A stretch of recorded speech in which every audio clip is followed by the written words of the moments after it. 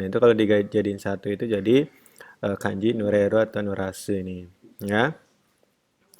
Nureru itu basah, membasahi itu nurasu ya. Kalau membasahi kain berarti fuking wo nurasu.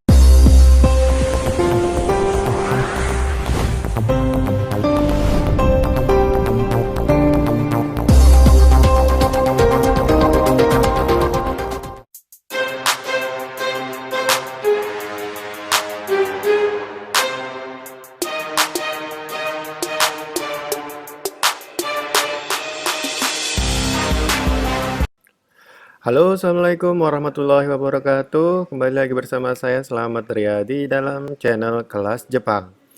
Kali ini saya mau lanjut bab ini ya, JLPT N3. Bab 4 masih di kosakata mengenai beres-beres di rumah. Ya, nah kita kan nanti akan belajar kosakata-kosakata yang ada di dalam rumah ya, kata benda sama kata kerjanya ya. Nanti silakan kita simak bersama-sama. Nah, ini untuk list kosakatanya. Nanti akan saya kasih ilustrasinya di sebelah kirinya. Di sebelah kanannya nanti akan saya jelaskan kosakata dan artinya. Dan ini adalah list kosakata yang nanti akan kita bahas pada slide berikutnya. Segi.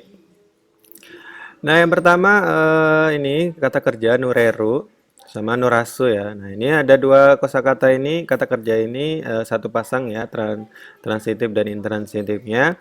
Nurasu itu membasahi, nureru itu basah ya. Jadi kalau mau bilang ini ya, ini kan gambarnya sedang membasahi kain ya. Nah, itu fukingo nurasu ya, membasahi kain lap. Nah, kanji nureru atau nurasu ini kalau kita bedah itu sebenarnya terdiri dari dua kanji ini ya. Mizu sama bentuk kanji ini ya. Nah, itu kalau dijadiin satu itu jadi kanji nureru atau nurasu ini ya.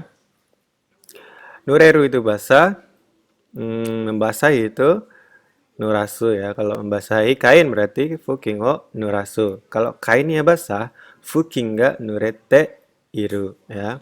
Atau fuking ga nureru juga bisa. Kemudian kata kerja memeras atau shiboru ya. Shiboru itu ini kanjinya.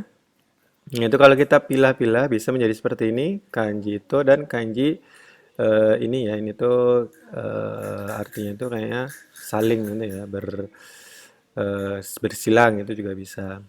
Jadi shiboru ini kalau kita bisa lihat ini kan apa namanya? Yang diperas-peras itu kan ada hubungannya dengan kain ya, misalkan ini lap ya. Nah, itu nah ini seperti ini. Kalau dibayanginnya seperti ini aja nih ya, yang bersilang-silang ininya. Nah, shiboru itu memeras ya, memeras ya. Fuking o shiboru itu berarti memeras kain lap.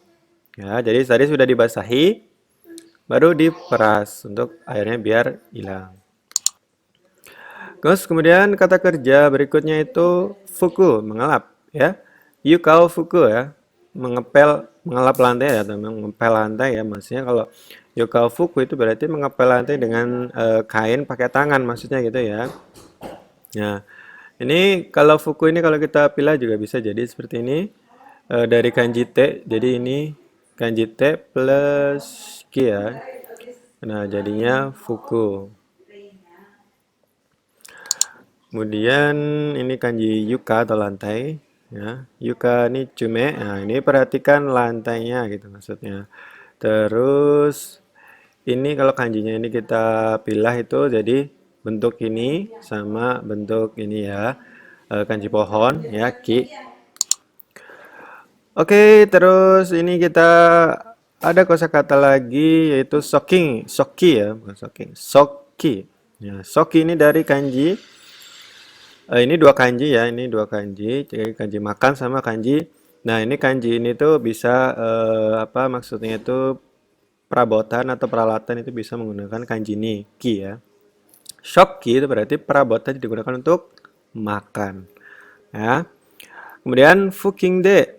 Shokyo fuku ya, mengelap perabot dengan kain lap ya. Jadi tadi ada zoking, ada fuking. Nah, bedanya apa sih?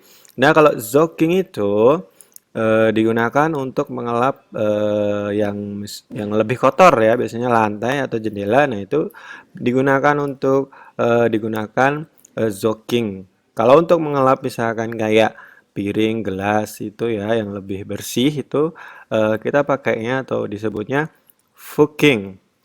Ya, jadi untuk lap-lap yang lebih kotor itu pakainya zoking. Kalau untuk lap yang lebih bersih itu pakainya fuking ya. Bedanya di situ aja. Kemudian ada kata kerja lagi migaku atau menggosok ya. Menggosok ini beda sama lap. Kalau ngelap kan cuma lap set set set gitu ya. Nah, kalau gosok ini mungkin ada lebih ke tekanan yang lebih tinggi ya, dan biar mungkin kotoran-kotoran yang ini yang di meja itu lebih mengelupas lagi gitu ya, pakainya namanya migaku ya. Misalkan gini, kagu wo migaku ya, menggosok furniture ya. Jadi misalkan meja ini kan kusam, nah ini mungkin digosok dengan ada alatnya jadi lebih kinclong. Kemudian Sorairu atau apa menyusun, Soroeru itu menyusun, Suripao Soroeru. Jadi menyusun sendal-sendal kayak gini ya. Hakimono itu atau bisa dibilang sendal sepatu itu namanya hakimono. Hakimono Soroeru. Soroeru ini kalau dipisah dari kanji T dan mai ya. Ini kanji tangannya, ini kanji mai depan ya. Jadi kalau Soroeru itu kan nah, ngerjain ini kan seperti ini nih ya. Tangannya ada di depan. Kagu itu bisa dikatakan furniture ya atau apa kayak meja, kursi itu dibilangnya kagu ya. Nah, ini kagu oh fuku ya. Kalau fuku ya tadi bilang fuku itu mengelap. Jadi cuma mengelap dengan kain lap ya. Nah, ini kalau kanji kagu itu ka sama gu ini, dua kanji ini. Ka itu rumah, gu itu bisa di artikan alat atau perangkat atau peralatan. Nah, itu kagu itu adalah perabot lah ya.